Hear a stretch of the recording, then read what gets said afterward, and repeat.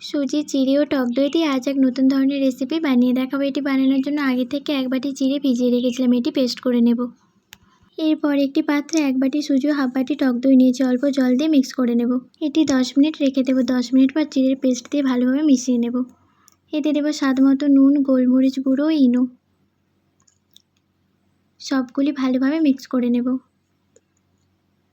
এরপর একটি পাত্রে অল্প তেল মাখিয়ে ব্যাটারটি দিয়ে দেব। এরপর একটি কড়াইয়ে পরিমাণ মতো জল দিয়ে দেব। জল গরম হলে পাত্রটি বসিয়ে দেব। ঢাকা দিয়ে 15 মিনিট ভাপাতে দেব। 15 মিনিট পর নামিয়ে নেব। এটিকে পিস পিস করে কেটে নেব। এটিকে আরও মজাদার বানানোর জন্য একটি কড়াইয়ে তেল দিয়ে দেব। তেল গরম হলে দেব কাঁচা লঙ্কা কুচি, কালো সরষে ও কারি পাতা কুচি। এগুলি একটু ভাজা হলে একে একে দিয়ে দেব। এপিঠ ওপিঠ ভালোভাবে করে তুলে নেব। রেডি হয়ে গেছে মজাদার একটি রেসিপি।